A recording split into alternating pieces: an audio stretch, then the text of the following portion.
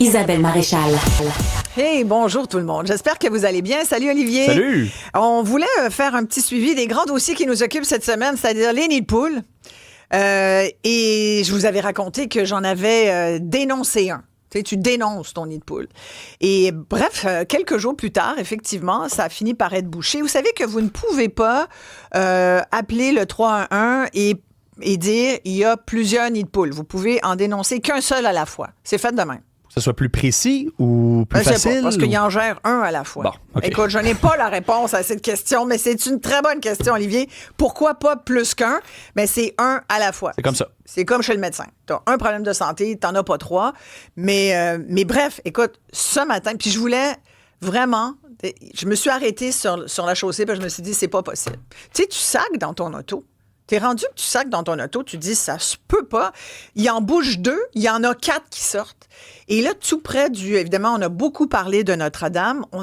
Même la mairesse est tombée dans un nid de poule cette semaine, puis ça a fait beaucoup jaser aussi. Je pense, chaque jour, je crois, encore ce matin, je croise un collègue qui en riant, parce que les gens finissent par trouver ça un peu drôle. Qu'est-ce que tu veux faire? C'est quasiment normal. Ouais. Fait qu'ils disent, hey, je t'écoutais l'autre jour, moi aussi, je suis tombée dans un nid de poule cette semaine. Fait que là, tu te dis, voyons, ça fait bien du monde qui paye la taxe nid de poule à 1000$, parce qu'on sait que c'est à peu près ça que ça coûte quand vous faites changer 1 ou 2 pneus. Si la jante, en plus, écoute, c'est assez pathétique comme ça. Et j'ai voulu prendre encore du visuel pour montrer à ceux qui nous suivent sur Cube Télé à quel point ces nids de poules-là, il n'y en a pas un, il n'y en a pas deux. Souvent, là, c'est la chaussée sur une grande... Là, ça fait sur au moins, écoute, sur 200 mètres, les gens sont obligés de ralentir. Mais c'est une voie rapide, là. C'est près de Notre-Dame, juste vers l'embranchement pour aller sous le pont Jacques-Cartier. Viens pas me dire qu'il n'y a pas un col bleu quand même dans la journée qui passe par là puis qui voit pas ça, qui n'est pas capable d'appeler ses amis puis dire « Hey, les boys, il faudrait peut-être qu'on bouche les trous. » T'sais. Et moi, sincèrement, les gens qui le voient, là, c'est terrible. Là. Et moi, je pense qu'il y a... la mairesse qui dit on va passer des contrats de gré à gré avec des entreprises privées. Mais je trouve ça quand même étonnant qu'on soit encore obligé de passer par des entreprises privées pour régler ces enjeux de bouchage de nids de poules et de réfection de la chaussée.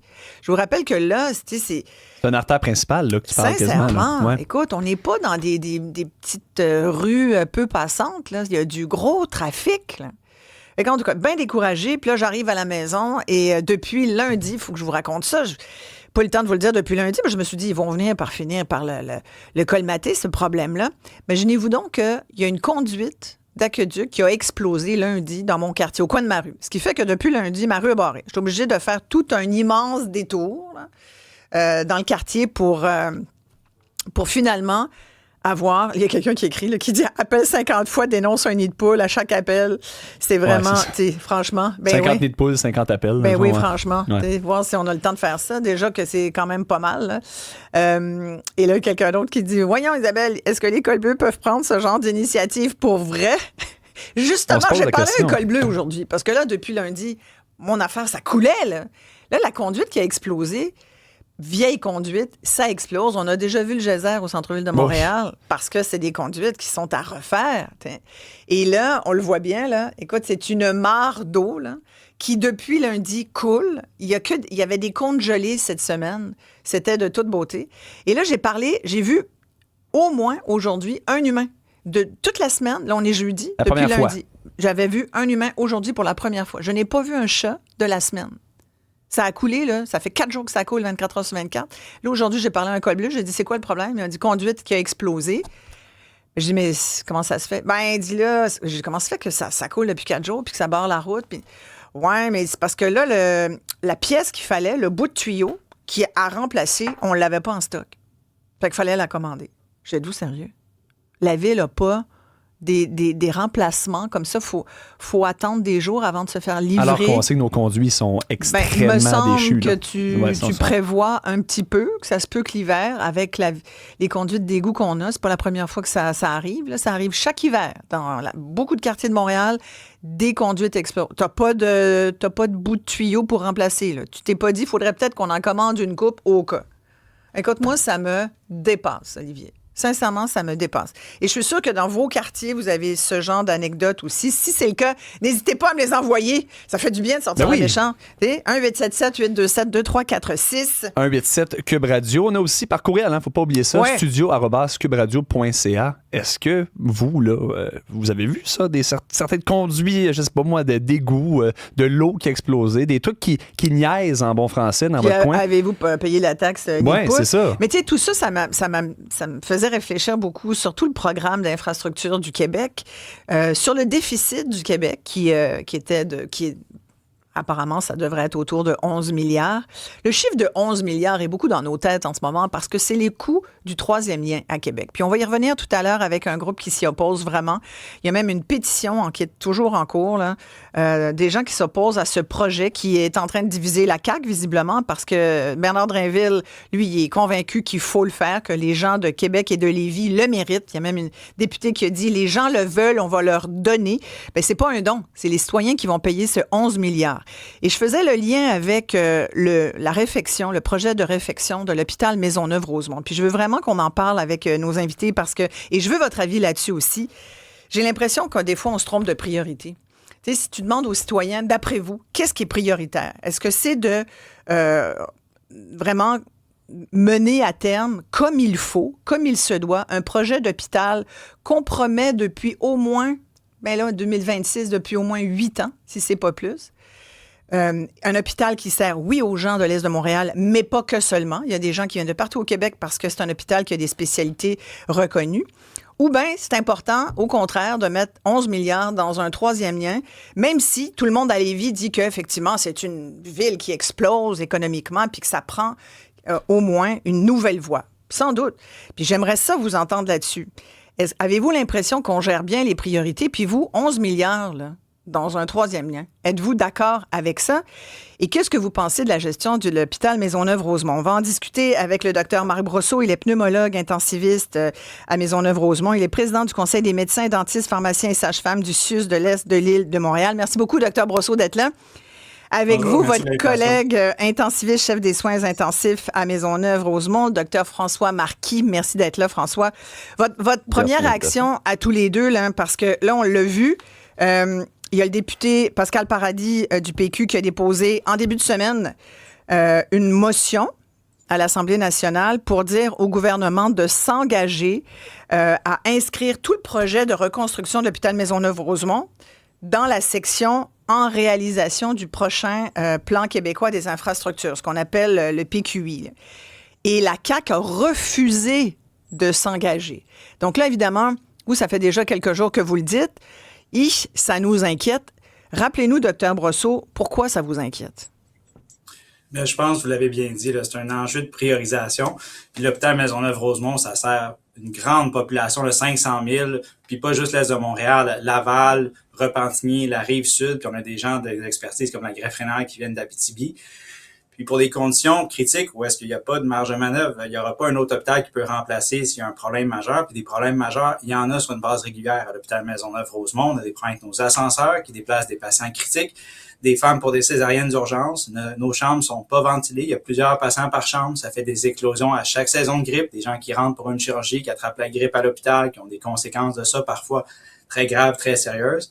C'est mon collègue, Dr Marquis, François, puis moi, tous les jours, on fait ça de la priorisation de soins intensifs. On se dit, on a tel patient en état critique, qui est-ce qu'on doit rentrer en premier, qui est-ce qui va mourir d'abord?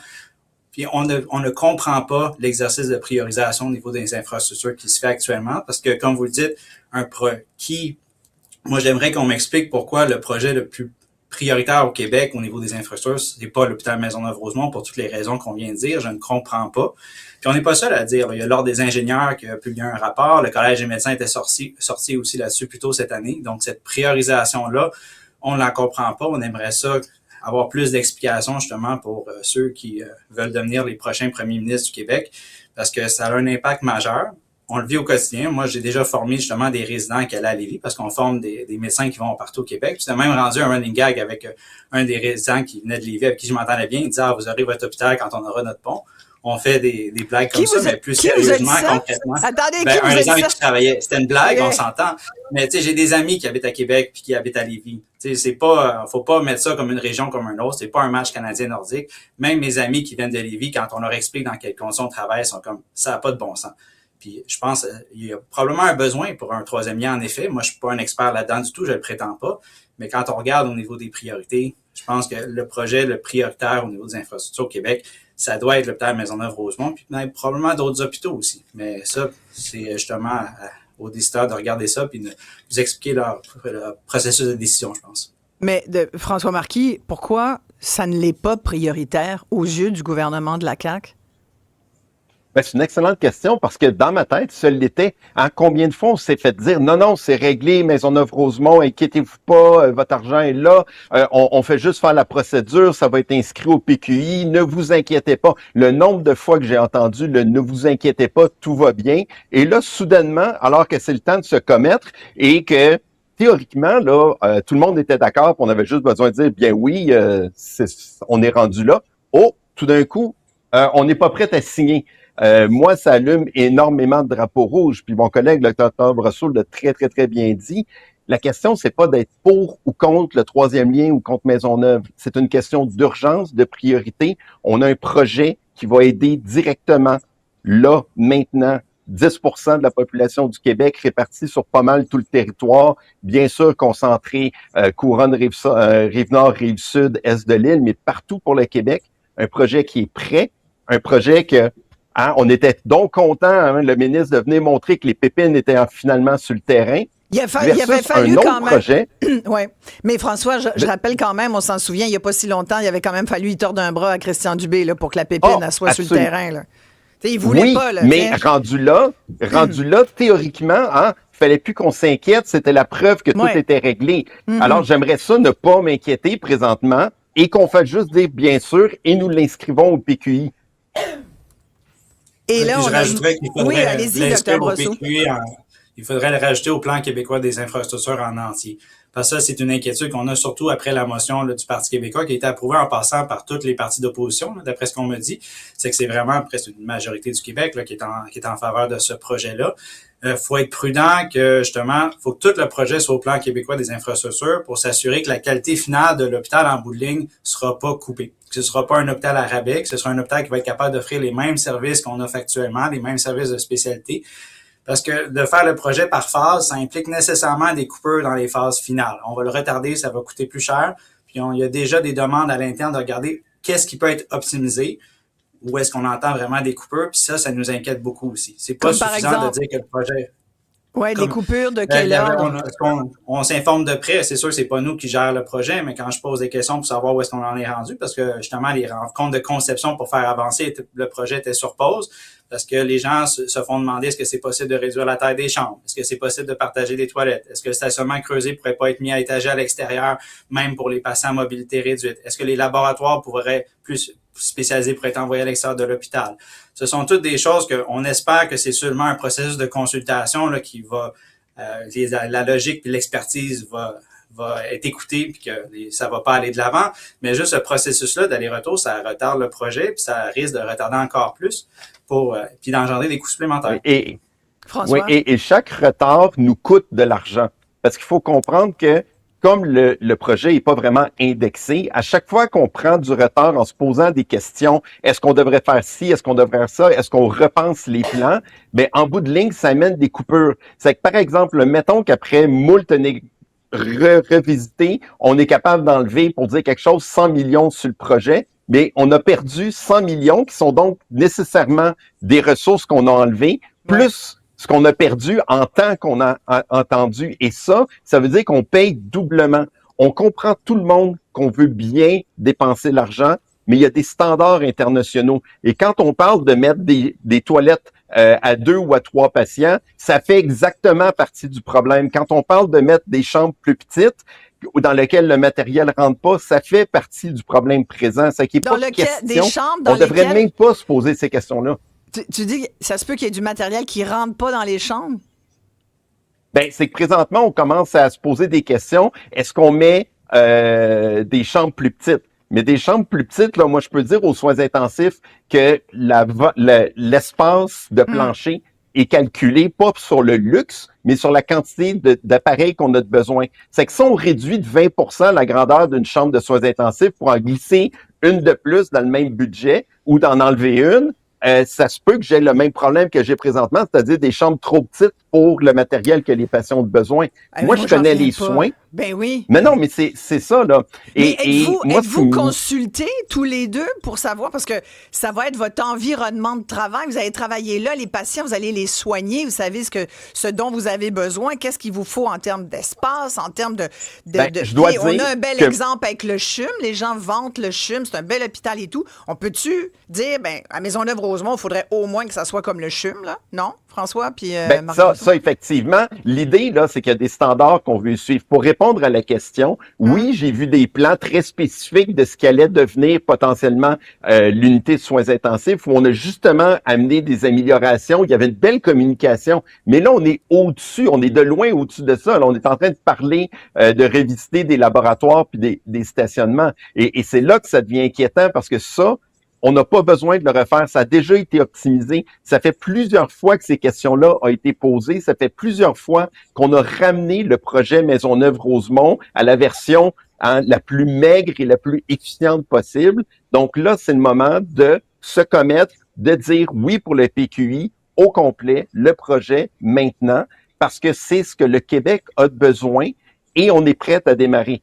Contrairement à peut-être d'autres projets qui peuvent être une plus-value pour d'autres personnes, puis que je dénigre pas. Mais là, présentement, là, le Québec a besoin que Maisonneuve-Rosemont soit le chantier prioritaire. Il faut arrêter de se le cacher. Pendant la pandémie, là, le gouvernement nous disait c'est super important d'écouter les experts en santé, on travaille avec eux autres. Mais là, tout le monde est d'accord que Maisonneuve, c'est le dossier prioritaire, c'est l'hôpital qu'on doit rénover maintenant, qu'on doit reconstruire. Et donc, pourquoi là, tout d'un coup, là, c'est plus important d'écouter, le docteur Brosseau l'a dit, là, les ingénieurs, le Collège des médecins, la population, tout le monde comprend. Justement, la population, elle n'en revient pas, Olivier. Les gens dans notre messagerie 187 Cube Radio sont découragés de la situation. JC de Terrebonne, il dit, avec tout l'impôt qu'on paye, on est vraiment rendu pauvre à ce point-là entre choisir l'hôpital ou le pont? Oui, on est rendu là. Puis il y a aussi François de la Prairie qui dit c'est bien plus winner pour un gouvernement de construire du neuf que de réparer ce qui est déjà construit. On a aussi Amélie qui dit notre budget au Québec est rendu proportionnellement à faire, mettons, une épicerie et devoir choisir entre le lait ou les œufs. Exactement. C'est pas fou non plus, ça. Ouais.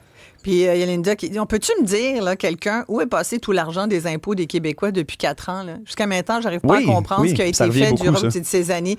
Oui, il y a beaucoup de questions concernant justement l'utilisation des fonds que les contribuables envoient au gouvernement. Puis je pense que c'est pour ça que c'est tout à fait sain. Puis il faut absolument, puis heureusement, on a des médecins qui sont là pour témoigner de leurs besoins puis de leurs inquiétudes, mais moi, je pense qu'il faut revoir, il faut avoir un sens des priorités. Puis c'est ce que vous dites tous les deux, Dr Brosseau, quand vous dites on a l'impression qu'on n'est plus la priorité, on n'est même pas au programme d'infrastructure du Québec. On est donc plus prioritaire. Mais là, à Québec, en ce moment, on s'arrache sur un 3e lien qui va coûter 11 milliards. Puis même le premier ministre, qui ne sera plus premier ministre dans 2 mois, a quand même rappelé que tout le monde était d'accord pour le 3e plan. Bien, tout le monde, pas sûr, moi, tout le monde. Marc Brosseau, docteur Brosseau. Je pense que c'est une question qu'il faut poser. Moi, je poserais la question sur l'hôpital Maisonneuve-Rosemont, un peu comme ça a été formulé. Est-ce que qu'on m'explique pourquoi on serait pas d'accord pour mettre l'hôpital Rosemont en entier au PQI, comme ça a été proposé plus tôt cette semaine? Oui. J'aimerais avoir des explications, puis je crois que je suis pas le seul. Moi, je serais dans la coalition de l'hôpital Maisonneuve-Rosemont, où est-ce que les usagers, que notre président est passé ce matin justement avec M. Dutrisac, il y a la communauté de l'Est de Montréal, les patients justement des autres régions, le personnel, tout le monde se pose la question et ne comprend pas.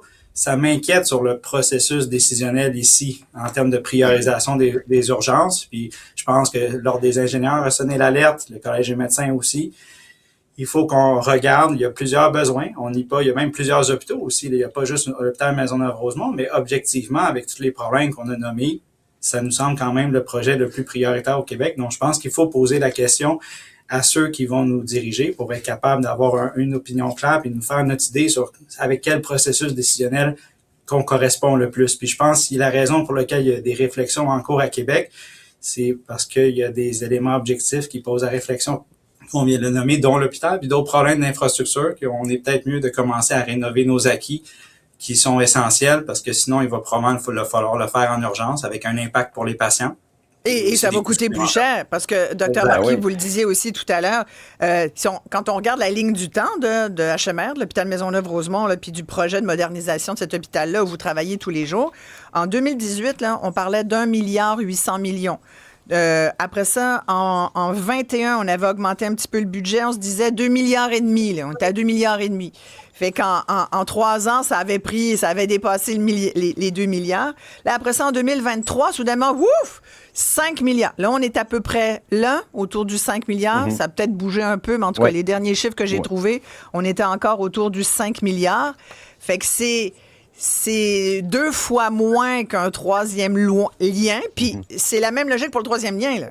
Il y a 8 ans, il aurait coûté moins cher qu'aujourd'hui. Mais là, aujourd'hui, 11 milliards... On veut-tu mettre autant d'argent là-dedans? C'est 2 hôpitaux, là, pour un pont. Et l'autre fait que j'aimerais amener là-dessus, là, c'est qu'imaginez là, que quelqu'un dise « OK, bien là, c'est rendu disproportionné le projet à 11 milliards. On va demander au projet du troisième lien de revisiter son budget. On pourrait enlever la voie d'urgence, parce que c'est certain qu'une voie d'urgence prévue là-dedans, ça nous permettrait d'économiser 2 milliards. » Là, tout de suite, les gens diraient « Ben là, on peut pas enlever une voie d'urgence ou d'enlever les accotements sur le troisième lien. C'est de la psychose. » Mais de demander au projet Maisonneuve-Rosemont de couper encore, c'est de nous demander d'enlever les voies d'urgence, d'enlever les gicleurs. C'est certain que c'est pas ce que le gouvernement dit, enlever les gicleurs, c'est pas ça, mais c'est l'image de dire qu'on peut plus couper dans le projet. On est rendu dans le plus maigre qu'on peut faire. Donc, il faut aller de l'avant. Oui, il faut aller de l'avant. Puis là, le chiffre qui sort, c'est que ça prendrait 300 millions maintenant là, pour pouvoir terminer la phase 1, le fameux stationnement là, qui doit être livré en juin. Après ça, il y a la phase 2. Moi, j'entends même que l'urgence serait peut-être pas refaite. Est-ce que c'est une rumeur? En fait, déjà, elle a été coupée. Elle est déjà coupée, l'urgence. Expliquez-moi. Ben, il y a l'urgence. Dans il est en... Attendez, Dr. Brosseau, puis ensuite Dr. Marquis. Excusez-moi. Allez-y, Dr. Brosseau. L'hôpital Maisonneuve-Rosemont, il est promis dans 10 ans depuis 20 ans, là, honnêtement. Puis il y a déjà tellement de travail d'optimisation qui est fait qu'actuellement, quand on parle du nouvel hôpital, c'est le strict nécessaire.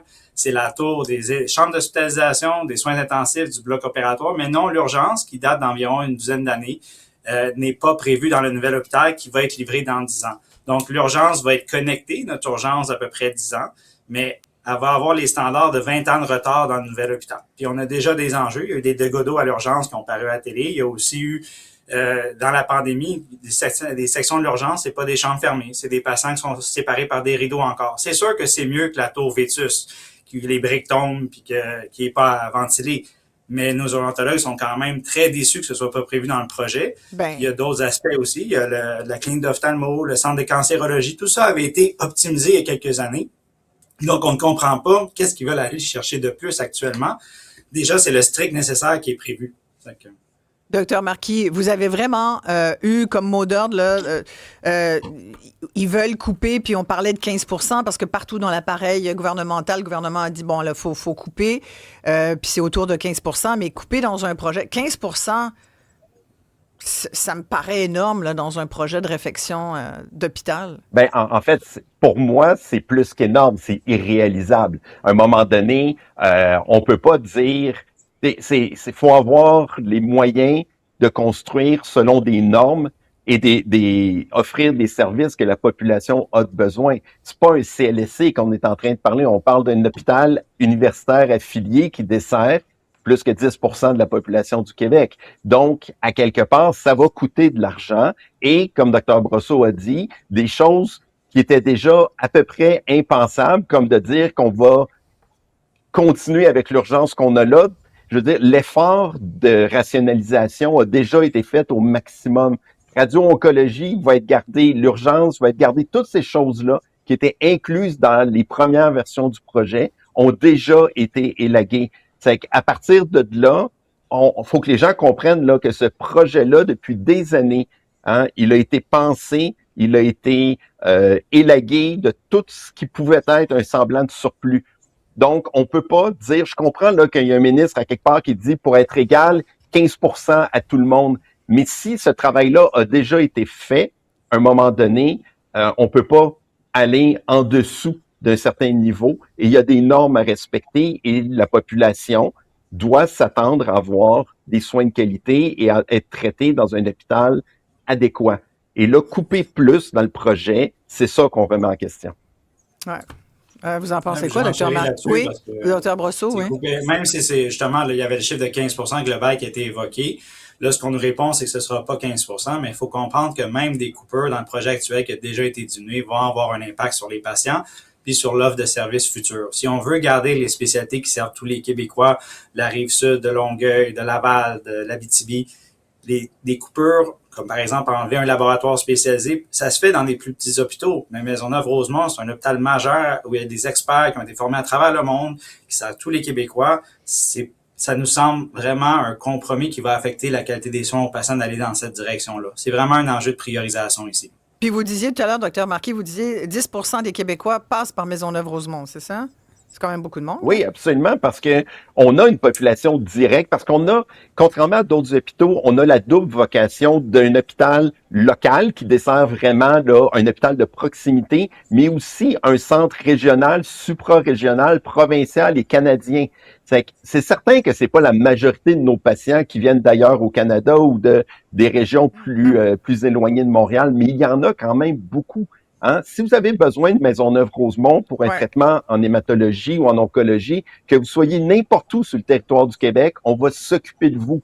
Et ça, c'est pas tous les hôpitaux qui font ça. Et c'est pour ça qu'on arrive à ce chiffre-là quand on calcule tous nos patients, puis qu'on est quand même dans un endroit assez densément peuplé de la province. C'est de là qu'on arrive à ce 10%-là. Ouais, et on c'est sait pas, beaucoup de monde qui passe par Maisonneuve. C'est pas mal plus de monde qui risque de passer sur un troisième lien entre Québec et Lévis. Là.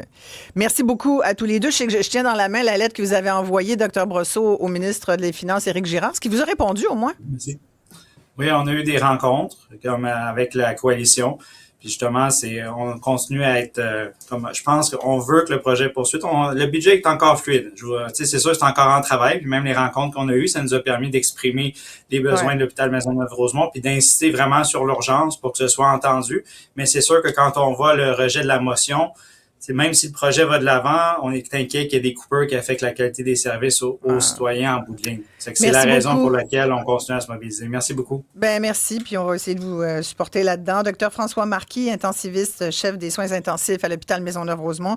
Son collègue, le docteur Marc Brosseau, pneumologue intensiviste. Il est également président du Conseil des médecins dentistes, pharmaciens et sages-femmes du CIUS de l'Est de l'île de Montréal. Là-dessus, on a beaucoup de commentaires. On va vous lire après la pause, puis on va continuer sur le troisième lien parce qu'il y a beaucoup de gens là, qui posent la question. Puis, vous savez, il y a des groupes qui, depuis plusieurs années, disent non au troisième lien. Puis on dirait que ce discours-là, on ne l'entend pas beaucoup, comme s'il fallait tout le temps qu'on soit pour, parce que ça touche Québec, ça touche Lévis. Écoutez, il y a un citoyen sur deux qui vit dans la grande région de Montréal au Québec. Et c'est comme si c'est la moitié du monde au Québec, la moitié du vrai monde, là, je parle pour M. Drainville, la moitié du vrai monde, là, Bernard, il habite dans la région de Montréal. Fait qu'ils ont le droit aussi de s'exprimer. Puis c'est pas parce qu'on vient de Montréal qu'on comprend pas ce qui se passe à Québec puis à Lévis. Fait que j'aimerais ça vous entendre là-dessus. 1-877-827-2346. 1-877 Cube Radio. À tout de suite.